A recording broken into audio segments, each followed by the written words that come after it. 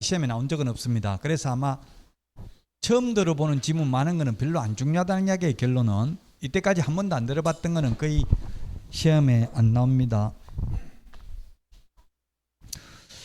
지가 동향조사 1번에 보면 시험에 나온 적은 없고요.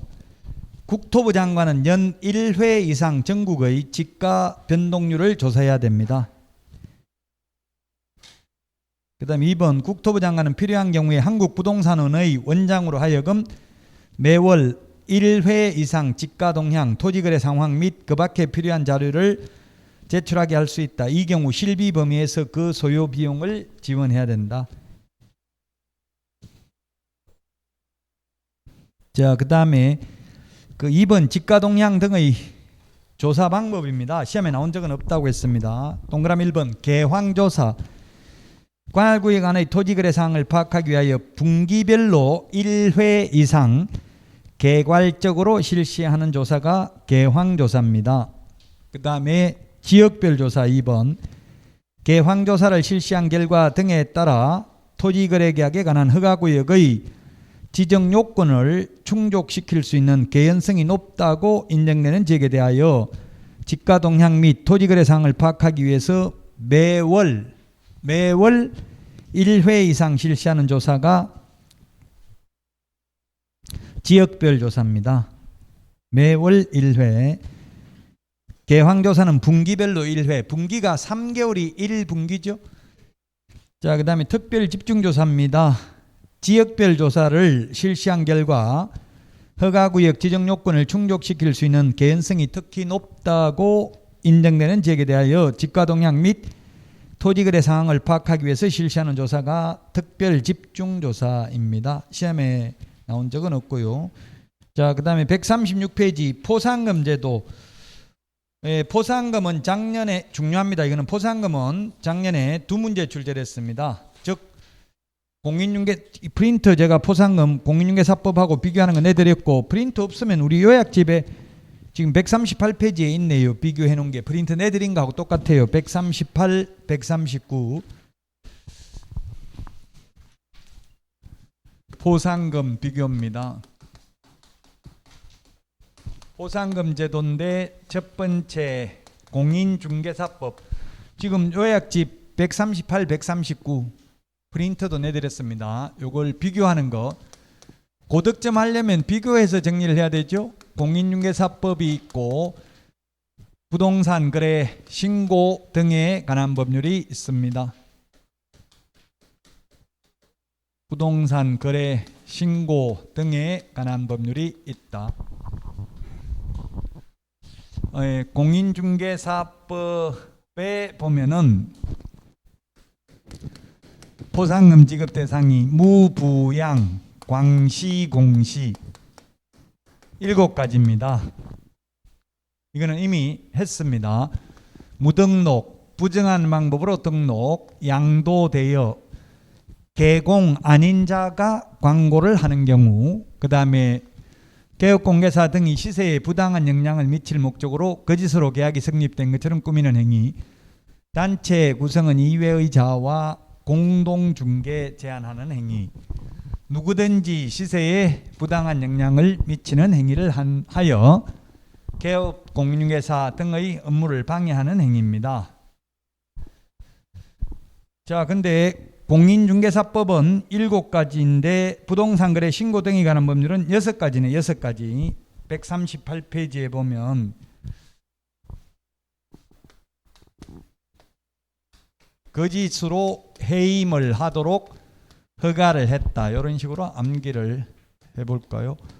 6가지인데 거짓 해임 허가입니다. 무부양, 광시, 공시 같이 시작. 거짓 해임 허가.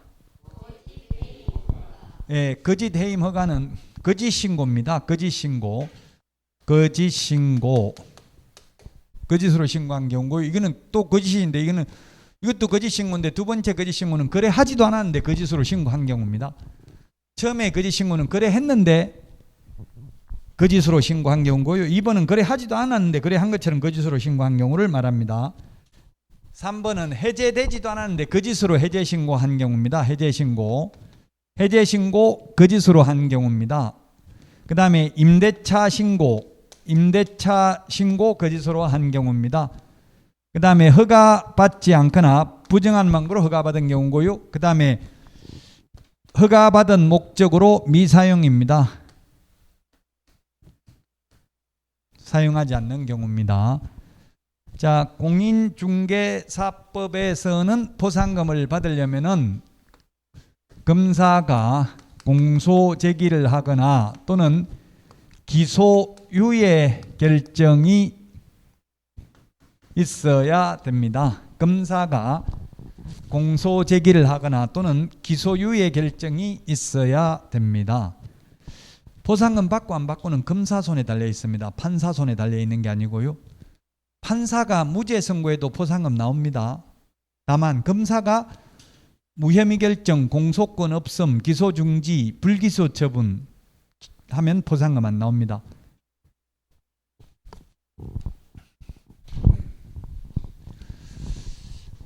부동산 거래 신고 등에 관한 법률에서는 포상금을 받으려면은 가태료가 부과되어야 합니다. 가태료.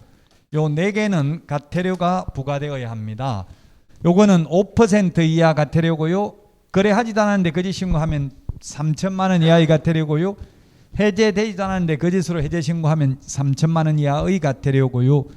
임대차 신고를 거짓으로 하면 100만 원 이하의 가태료죠. 근데 임대차 신고 거짓으로 하면 100만 원 이하의 가태료인데 이게 2020년 6월 1일 20년이 아니구나. 올해가 21년 6월 1일 이후에 체결되거나 임대차 체결되거나 갱신된 임대차부터 신고를 해야 되는데 이게 1년간 유예됐었는데 윤석열 정부에서는 또 1년 더 유예됐죠.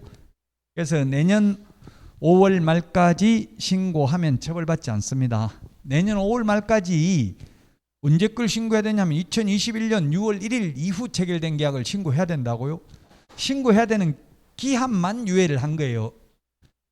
2023년 6월 1일 이후 체결된 계약부터 신고하는 게 아니에요. 윤석열 아니고 윤석열이 정확한 국어 표현이래요. 석열, 윤석열 앞으로 이렇게 부르세요. 이숙영 아나운서 아니잖아요. 이수경 아나운서 이렇게 부르잖아요. 윤석열 이게 이렇게 발음하는 게 정확하래요. 윤석열 정부 대통령님 뭐 이런 거. 자, 그 다음에 허가받지 않거나 허가받은 목적으로 사용하지 않는 경우 요 2개는 역시 요 2개가 아니구나. 1개만 허가받지 않는 경우에만 공소제기 또는 기소유예 결정이 있는 경우에 보상금 지급하고요. 그 다음에 허가받은 목적으로 사용하지 않는 경우에는 이행명령이 있어야 됩니다. 이행명령. 카이스트 한국과학기술원 카이스트 문제에 보니까 기말고사 문제에 포상금에 대한 문제를 출제하시오. 이게 문제예요. 학생 보고 문제 출제하라고 돼 있더라고. 문제 내용을 다 파악했으면 문제 출제해 보면 공부가 엄청나게 되거든요. 그 포상금에 관한 문제를 출제해 보시오. 이런 게 문제예요. 기말고사 문제가.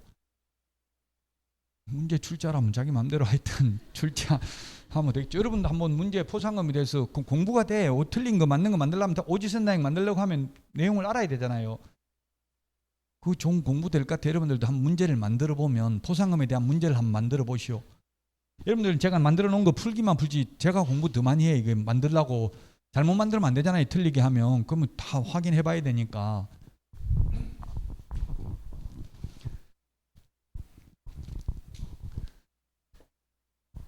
자, 그 다음에 포상금 금액입니다. 포상금은 공인중개사법에서는 얼마입니까? 포상금이 50만 원입니다. 공인중개사법에서는 포상금이 50만 원입니다. 다만 국고에서 50% 지원할 수 있습니다. 시험에 국고에서인데 협회에서 시도지사가 등록관청에 50% 지원할 수 있다. X. 또 50%까지 지원할 수 있는데 시험에 포상금의 전부 또는 일부를 국고에서 지원할 수 있다. X죠. 지금 기출문제 말씀드리는 거예요. 전부는 안 됩니다. 최대 50%까지만 지원할 수 있습니다. 그런데 부동산 거래 신고 등에 관한 법률은 전액 시, 군구 재원으로 충당을 해야 됩니다. 국고면 자 예산이 편성돼 있어야 되잖아요. 제가 그래 국토부에 나 지금 포상금 신청하려고 하는데 포상금 고발하려고 하는데 포상금 국고 얼마 확보돼 있습니까? 물으니까 없다더라고요. 그럼 포상금 안 주는 거 아니냐? 해보세요. 아마 줄 겁니다. 이런 식으로 이야기하더라고요. 원래 국고는 예산이 미리 다 편성돼 있어야 돼요. 얼마 정도. 근데 없더라고. 하나도 편성된 예산은. 어쨌든 국고에서 여러분들도 그 질문하려면 인터넷에 국민신문고라고 치면 나오거든요. 이 국민신문고에 모든 거 올리면 민원 처리에 관한 법률에 의해서 그 어제도 질문했더니만 법무부에 했더니만 15영업일 안에 답변하도록 돼 있대. 15영업일 안에. 그럼 일요일 토요일 빼고 2주 안에 답변. 그 지구는 15일이라 하더라고요. 제가 알기로는 2주니까 그냥 한 14일이나 15일. 영업일을 기준으로 하니까 토요일 일요일 빼고 연휴 있으면 연휴 빼고 2주 정도 지나면 답변 옵니다. 그 국민신문고에 올리시라고. 그래서 뭐 궁금한 거 법률이나 뭐 모르는 내용 정부에 관련된 민원은 모든 거 통합 민원입니다. 국민신문고 뭐 세금이든 뭐든 하면 무조건 답변 옵니다. 2주 안에. 자, 그 다음에 포상금이 부동산 거래 신고 등에 관한 법률은 과태료의 20%가 포상금입니다. 한도액이 1,000만 원입니다. 한도액은 요거 하나만 한도액이 있어요. 이거 거짓 신고한 경우만. 예를 들면 10억짜리 거짓 신고하면 5% 이하 과태료니까 5천만 원이잖아요. 과태료가 5%면 그 5천만 원 과태료 금액의 20% 하면 1,000만 원이죠. 그럼 1,000만 원 포상금 받는 거고요. 만약 20억짜리를 그러면은 신고를 했으면 거짓 신고했으면 5%면 1억이잖아. 1억 과태료가 1억이면 1억 과태료 금액의 20% 하면 포상금이 2천만 원 돼야 되죠. 한도액 1,000만 원밖에 안 되니까 1,000만 원밖에 못 받는다고요. 모의고사가 중요한 게 점수는 안 나오더라도 모의고사에 자주 출제되는 부분 그게 중요한 거예요. 계속 그 파트가 중요하다는 이야기입니다. 꼭 그 문제를 떠나서. 자, 그 다음에 나머지도 다 과태료 금액의 20%입니다. 단 요거는 한도액은 있다 없다? 한도액은 없습니다. 요거는. 왜?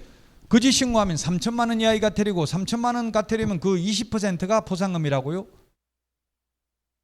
3천만 원에 20%면 얼마입니까? 3, 2, 6, 600만 원. 600만 원밖에 안 되니까 1,000만 원까지 갈 수 없죠? 그 한도액 있을 필요, 한도액까지 가지를 않는다고요, 아예. 자, 그 다음에 허가받지 않거나 허가받은 목적으로 사용하지 않는 경우에는 포상금이 50만 원입니다. 50만 원. 50만 원이 되겠습니다. 포상금 50만 원. 그 다음에 이 부동산 거래 신고 등에 관한 법률은 모두 시군구재원입니다. 시군구재원. 작년에 이 부동산 공인중개사법의 한 문제, 부동산 거래 신고 등에 한 문제 해가지고 포상금 2문제 나왔다고 시험에.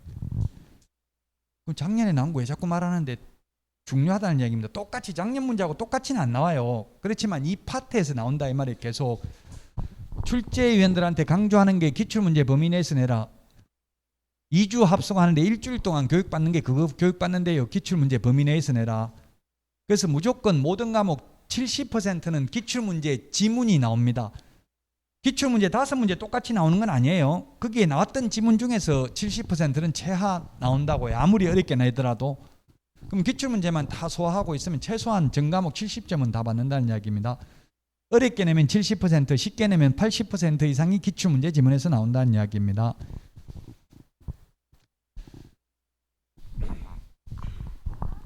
자, 그 다음에 공인중개사법에서는 포상금 지급 결정일로부터 1월 이내에 포상금을 지급합니다. 1월 이내에.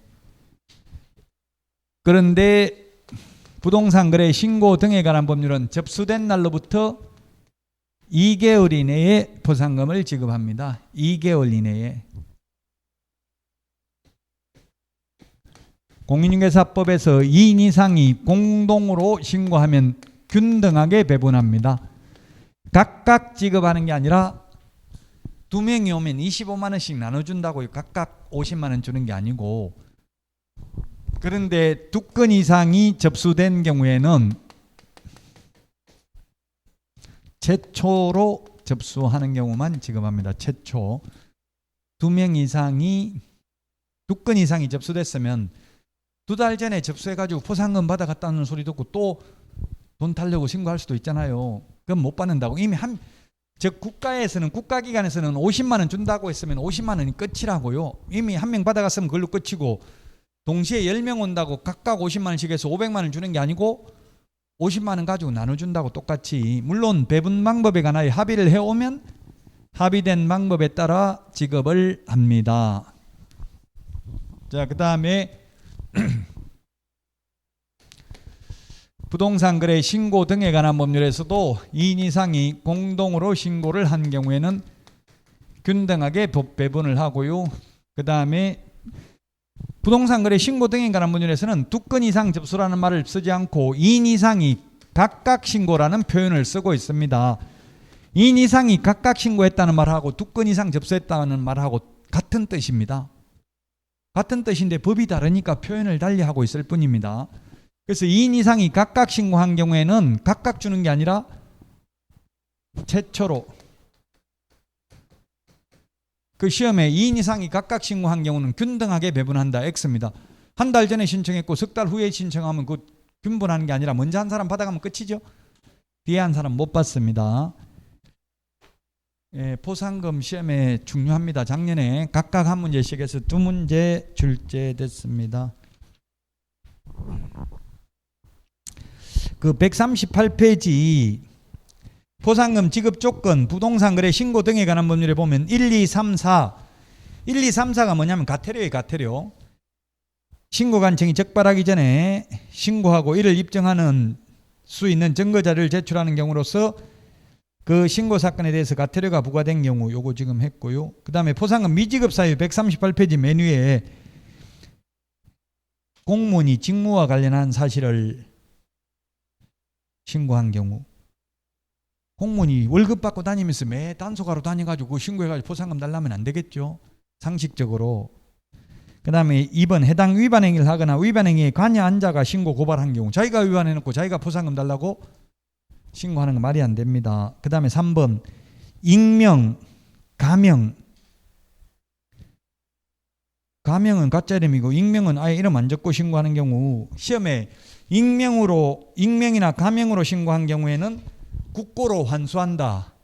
X입니다. 국고로 환수하는 게 아니라 아예 주지를 않습니다. 포상금. 누군지 모르잖아요. 익명, 이름 안 적은 거, 가명, 가짜 이름 적은 거. 송혜는 가명입니까? 본명입니까? 송혜 선생은? 예?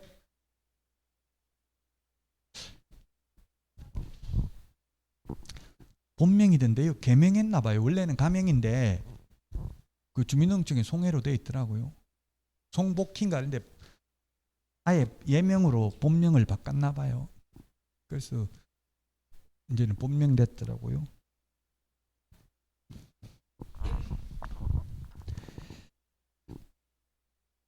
그래서 가명, 나후나, 너후나 이런 거 안 됩니다. 본명으로 해야 됩니다. 태지나 이런 거 다 안 되죠. 자, 포상금 시험에 중요하고요. 자, 그 다음에 140페이지 벌칙입니다. 벌칙. 벌칙은 공인중개사법상 벌칙은 시험에 반드시 나옵니다. 2문제 최소한. 그 부동산 거래 신고 등에 관한 법률은 뭐 반드시 나온다고 단정할 수는 없지만 1개 지문 이상은 나옵니다. 그래서 아마 여러분들도 거의 좀 익숙할 겁니다. 2년 이하의 징역이나 2천만 원 이하의 벌금 맨 위에 외국인 특례라고 했습니다. 외국인 군문자야 같이 시작. 우리 프린터 27번에 있습니다. 4군데 지역에서는 허가받아야 됩니다. 27번에 보면 군사기지 및 군사시설보호구역, 문화재보호구역, 자연환경보전법에 의한 생태경관보전지역, 야생생물특별보호구역 27번 맨 밑에 프린트 나와 있죠. 허가 외국인 특례에 의해서 허가 안 받으면, 아까 우리나라 사람은 국토부 장관이나 시도의사가 허가구역을 지정했잖아요. 투기가 성행하거나 성행할 우려가 있는 지역에 대해서. 외국인 특례는 지정하는 게 아니라 그냥 이미 정해져 있다고요. 요 용도 지역 지구 구역에서는 무조건 허가 받아야 되는 걸로. 물론 앞에서 국토부 장관이나 시도의사가 지정한 허가구역에서 외국인이 허가를 한번 받았다면 외국인 특례에 의해서 또 한 번 허가 받을 필요는 없습니다. 허가든 신고든 한 번만 하면 돼요. 두 번씩은 안 해요. 예, 군문자야 같이 시작. 140페이지 맨 위에 그 괄호 안에 군문자야 되어 있는데 이게 프린트 27번에 4개 있습니다. 무슨 대가리인지 모르면 찾아봐야 돼. 그냥 가만히 있으면 안 되고 지적 호기심은 좀 있어야 된다고요. 이게 뭘까 옆에 분한테 물어보고, 그래도 모르면 저한테도 물어보든지 하고 자꾸 찾아보셔야 됩니다. 아, 그 참 질문하신 분 지금 또 생각이 나서 하나 해야 되겠다. 이게 거래 정보 사업자하고 정보통신 서비스 제공자, 이거는 같은 사람이에요? 다른 사람이에요? 다른 사람이에요. 거래정보사업자는 정보망을 운영하는 사람이고, 정보망은 개업공개사 상호간의 정보를 교환하는 체계로서 지금 현재 거래정보사업자는 한국공인중개사협회 한방 PC버전 딱 하나밖에 없습니다. 그래서 이 거래정보사업자는 1년 이하의 징역이나 1,000만 원 이하의 벌금이고요. 거짓으로 개업공개사한테 의뢰받은 정보 외의 정보를 공개하면, 그리고 운영규정을 위반해서 정보망을 설치 운영하면 500만 원 이하의 가태료죠. 이거 인터넷에 질문하는 분이 계셔서 여러분들도 헷갈릴 수 있으니까 말씀드리는 거예요. 제가 문제에 옛날에 내드린 문제에 보면 정보통신 서비스 제공자에 대한, 정보통신 서비스 제공자와 협회에 대한 제재는 오로지 500만 원 이하의 가태료밖에 없다. 오죠 그 말? 그러니까 어떤 분이 거짓 정보 공개하면 1년 이하의 징역이나 1,000만 원 이하의 벌금 아닙니까? 묻던데 이거는 거래 정보 사업자가 그렇다는 이야기예요. 정보통신 서비스 제공자는 500만 원 이하의 가태료입니다. 뭐 하면, 이 사람은 정보통신 서비스 제공자는 직방, 다방, 한방, 네이버 부동산 이런 거는 그냥 올려달라, 의뢰인들이 돈 내고 광고비 내고 올려달라는 대로 올려줘요. 호가대로 부르는 대로. 그냥 뭐 광고 돈 받고 광고실을 주는 사람이 이게 너무 비싸서 광고 못 해줍니다 이런 말 안 하잖아요. 뭐 10억에 팔아달라면 10억에 올려주세요 하면 예 알겠습니다 돈만 주세요 광고비 하고 실을 준다고. 이거 광고 실을 주는 거니까. 그래서 이거는 뭐 거짓 정보 공개 이런 게 뭐 없어요. 그냥 또 실을 달라는 대로 실을 주면 돼. 그 대신에 이제 정보통신 서비스 제공자는 국토부 장관이 자료 제출 요청했는데 거부하고 이러면은 500만 원 이하의 가태료 받는다고요. 확부모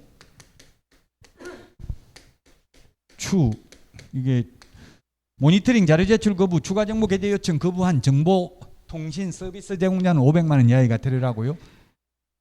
거래 정보 사업자하고 정보통신 서비스 제공자는 다르다. 그래서 정보통신 서비스 제공자는 오로지 500만 원 이하의 가태료고, 거래 정보 사업자는 500만 원 이하의 가태료도 있고 1년 이하의 징역이나 1,000만 원 이하의 벌금도 있고 또 지정 취소도 있잖아요. 거래 정보 사업자는. 정보통신 서비스 제공자는 공인중개사법에 의해서 등록한 게 아니고 이거는 전기통신사업법에 의해서 했기 때문에 공인중개사법상 뭐 취소할 수 있다 이런 거 없어요.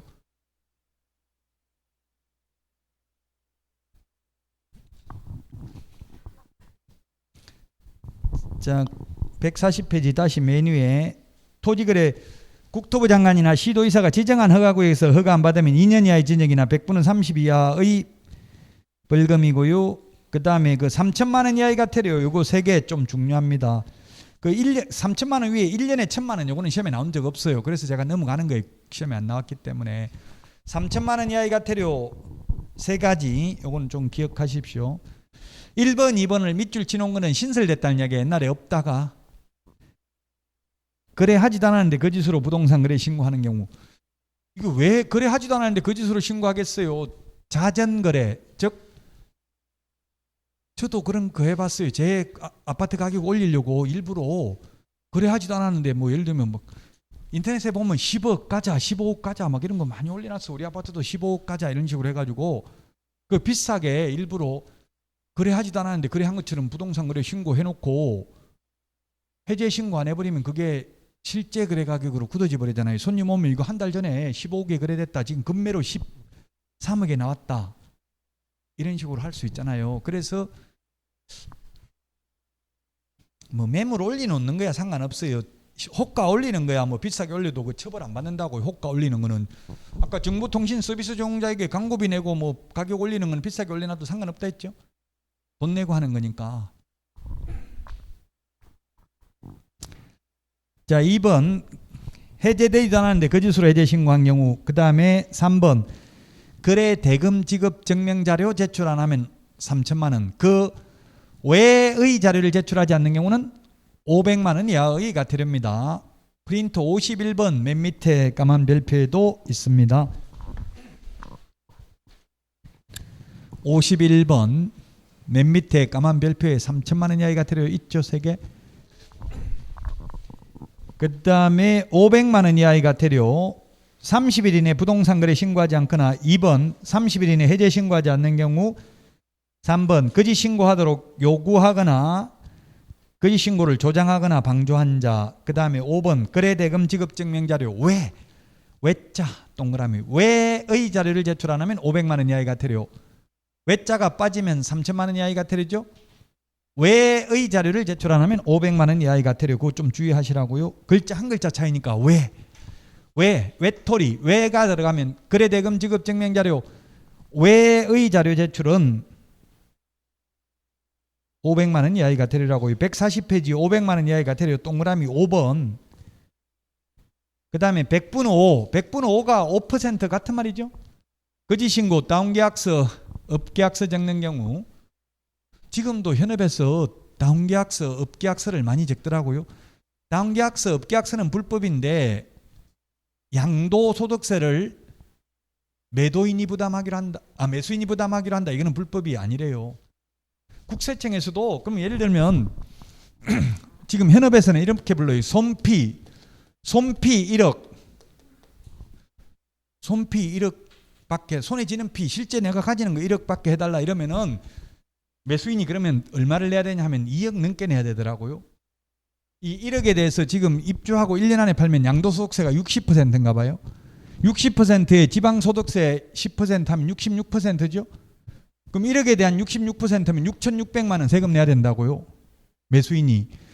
또 2차 양도소득세를 내야 돼. 6,600만 원을 준 거니까 여기에 대한 또 세금을 내야 된다고. 그럼 여기에 66% 하면 얼마예요? 6636, 또 4천 몇백만 원 돼요. 4천. 지금 계산기 없어 계산도 안 되겠네. 여기 또 66%를 내야 된다고. 요거에 대한 세금. 그럼 한 4천만 원 된다고요. 그러면 손피 1억. 매도인한테 1억 지어주려면 매수인은 2억 넘게 내야 된다고요. 현업에서 손피, 손에 쥐는 피. 이거는 불법이 아니래요. 국세청 유권해석에도 있고. 그러면 매수인이 이거 준 돈은 나중에 필요경비로 다 인정받을 수도 있어요.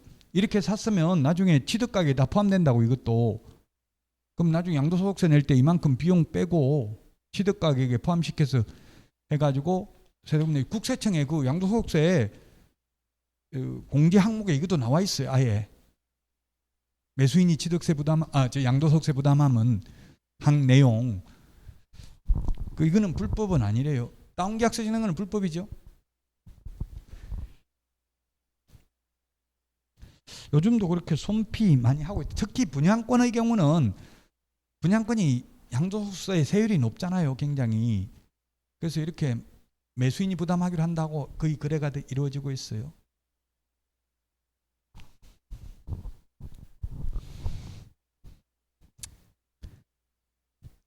자, 그 다음에 300만 원 이하의 과태료는 외국인 특례에 의해서 외국인이 교환계약이나 증여계약을 체결한 날로부터 60일 이내 신고 안 하면 300만 원 이하의 과태료. 외국인도 매매계약을 체결하면 30일 이내 신고 안 하면 500만 원 이하의 과태료죠. 매매계약은 교환계약이나 증여계약은 300만 원 이하의 과태료고 60일 이내 신고하면 됩니다. 맨 밑에 100만 원 이하의 과태료.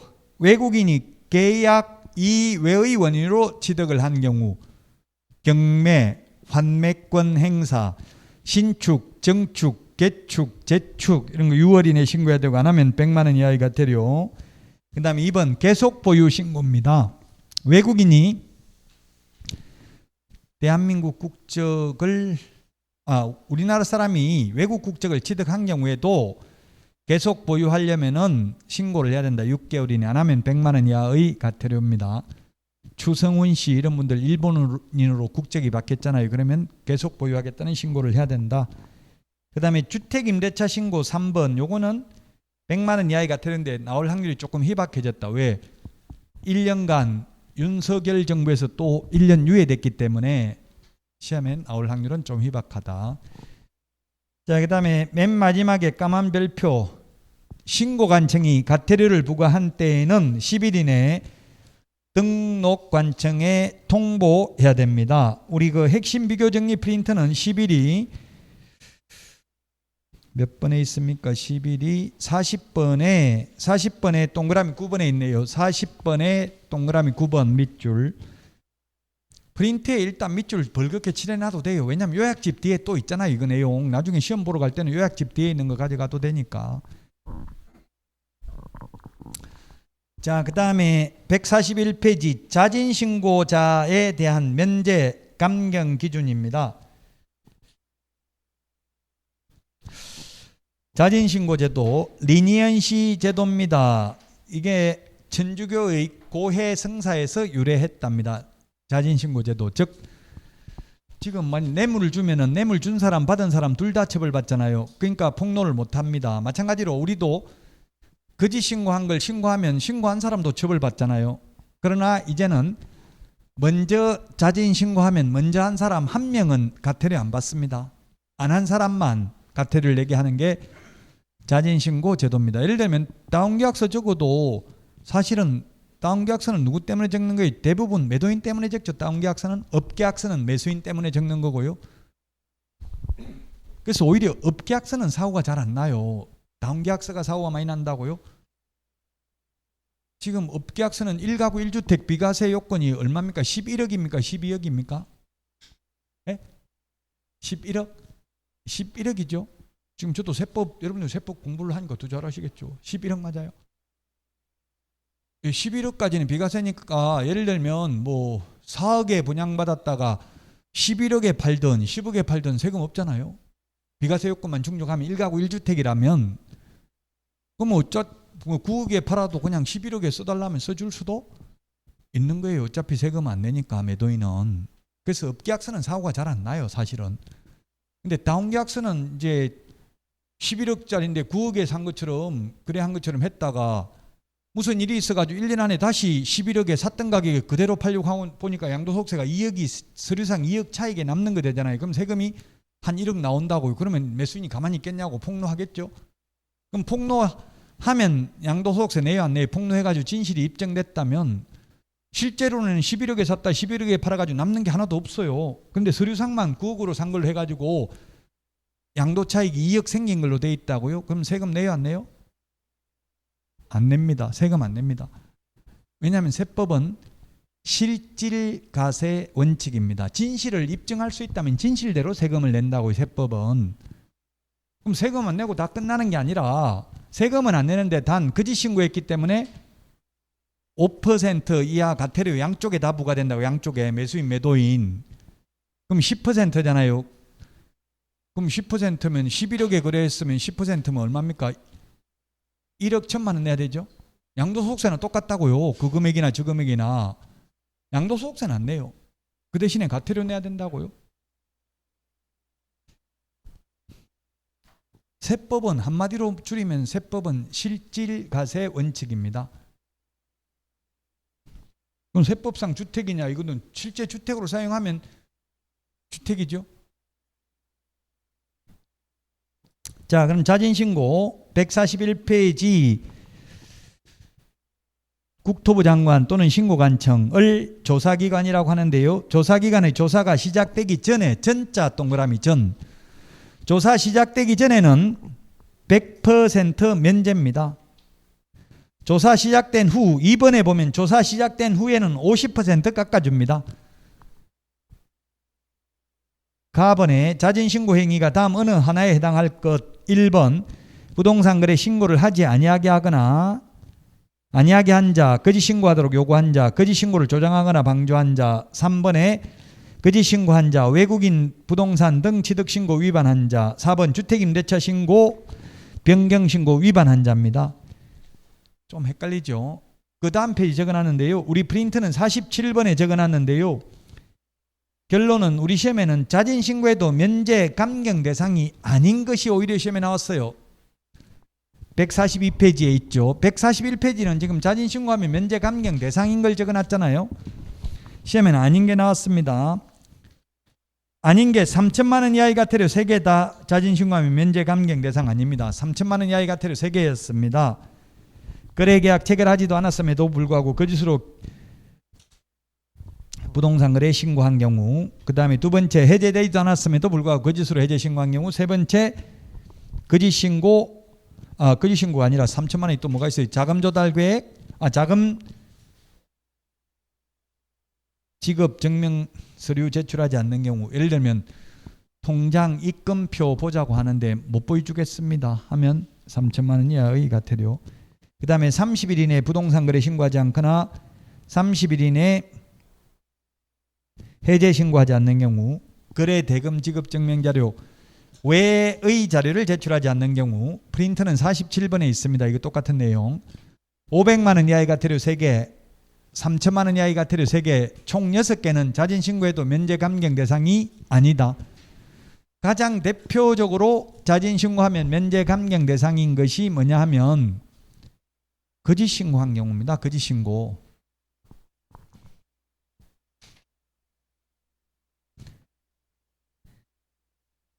자, 그 다음에 다시 그러면 141페이지 박스 거기에 나번에 보면 신고관청의 단독 거래 당사자 일방 여러 명인 경우 그 일부 또는 전부가 공동으로 신고한 경우를 포함한다로 신고한 최초이자일 것 밑줄 치십시오. 그럼 다운계약서를 적었으면 매도인 매수인이 합의가 됐으니까 다운계약서 적었을 거 아니에요. 그럼 매수인이 먼저 자진신고했다면 매수인만 과태료 면제된다고요. 매도인은 내야 됩니다. 왜 이런 제도를 만들었냐? 상호 불신을 조장하여 탈법 행위를 미연에 방지하고자 하는데 취지가 있다. 불안하게 만드는 거예요. 제가 먼저 자진신고해서 저만 면제받는 거 아니야? 차라리 내가 먼저 자진신고해서 나만 면제받을까? 이런 갈등에 휩싸이도록. 그러면 이제 아이고 이렇게 골아픈 거 차라리 앞으로는 이런 짓 안 해야 되겠다. 너무 피곤하다. 이런 생각이 들도록 만드는 거예요. 왜냐하면 이런 제도가 없으면 발견하기 어렵잖아요. 두 사람 간에 은밀하게 이루어졌고 또 둘 다 처벌하면 안 할 거 아니에요. 신고를. 그래서 주로 이게 과징금 건설회사들 보면 서로 담합하는 경우가 많아요. 건설회사들끼리. 그런 경우 적발하기 어려운데 이런 자진신고 제도를 도입해가지고 과징금 부과하는 것도 이게 문제가 있기는 하더라고요. 예를 들면 가장 과징금 많이 내야 되는 업소가 먼저 자진신고 해버리는 거예요. 그러면 돈 조금 내는 사람들은 돈 다 내야 된다고요. 한 명만 먼저 자진신고한 사람만 면제해 주니까. 그런 불합리한 점도 있지만 어쨌든 이런 상호 불신을 조장하여 탈법 행위를 방지하고자 하는데 이런 취지가 있고, 공인중개사법에는 자진신고 제도 없죠. 부동산 거래 신고 등에 관한 법률만 자진신고 제도가 있습니다. 다음번에 위반 사실 입증에 필요한 자료 등을 제공하는 등 조사가 끝날 때까지 성실하게 협조할 것.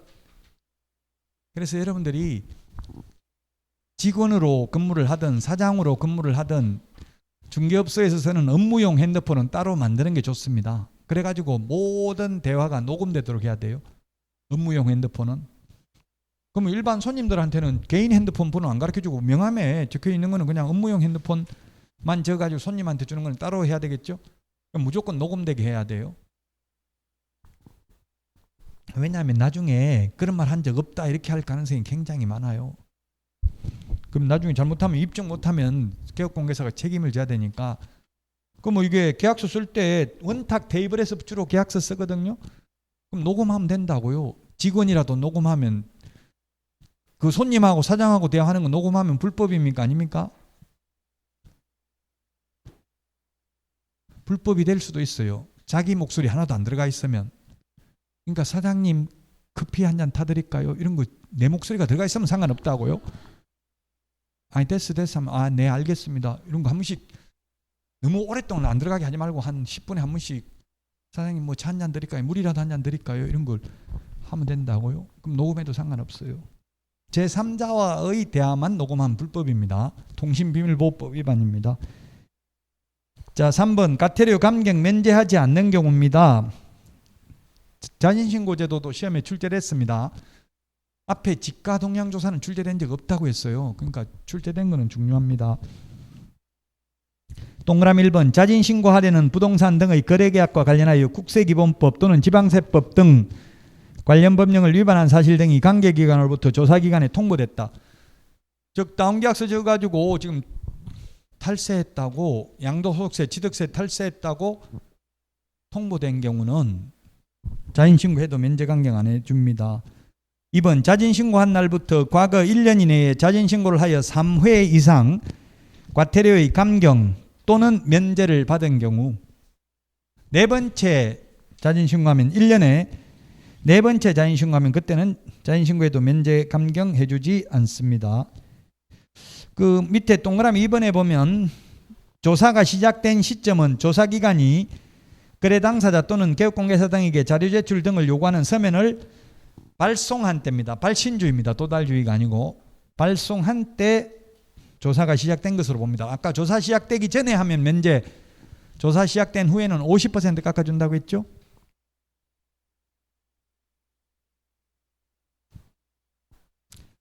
자, 여기까지 해서 법령을 다 마쳤는데요. 여기까지가 35문제 정도 출제됩니다. 평균. 이제 남은 실무, 남은 거는 5문제 정도밖에 출제 안 됩니다. 최근 5년간 기출문제를 분석해 보면 원래 산업인력공단에 보면 법령이 70% 내외, 실무가 30% 내외라고 돼 있어요. 반드시 30%라고 안 돼 있고 내외이기 때문에 거의 대부분을 법령에서 출제하더라도 할 말이 없어요. 이 법령은 법적 근거가 있기 때문에 법적 근거 있는 거 위주로 나온다고요. 그냥 막연하게. 옛날에는 1회 때 시험에는 어떻게 나왔냐면 집 구경시키러 데리고 갈 때 밤에 데리고 가야 된다, 낮에 데리고 가야 된다. 목조주택, 고옥, 고택, 고궁, 오래된 궁이 고궁이죠. 이 고궁, 오래된 주택, 목조주택을 데리고 갈 때 밤에 데리고 간다. 극한 불빛이 있는 밤에 데리고 간다. 햇빛이 내릴 때는 낮에 데리고 가야 된다. 이런 게 시험에 나왔어요. 답은 밤에 데리고 가야 된다가 답이었어요. 속이란 이야기죠. 썩은 거 이런 거 안 보이게. 요즘은 그런 시험 안 나온다고요. 또 데리고 갈 때는 쓰레기 소각장 이런 거 보여주면서 데리고 가야 된다. 아니면 좋은 거 레이크 뷰 이런 것만 보여주면서 데리고 가야 된다. 좋은 것만 보여주면서 속이란 이야기잖아요. 옛날 시험은. 근데 요즘은 그런 시험 안 나온다고요. 옛날에는 뭐 집을 10번 넘게 보여주는 게 좋다. 한두 번만 보여주는 게 좋다. 이런 거 시험에 나왔어요. 어떤 게 좋아요? 10개 넘게 보여주면 계약 못합니다. 헷갈려가지고. 저도 보여줘보니까 10개 넘게 보여주니까 또 처음에 봤던 거 다시 한번 봅시다. 이렇게 해요.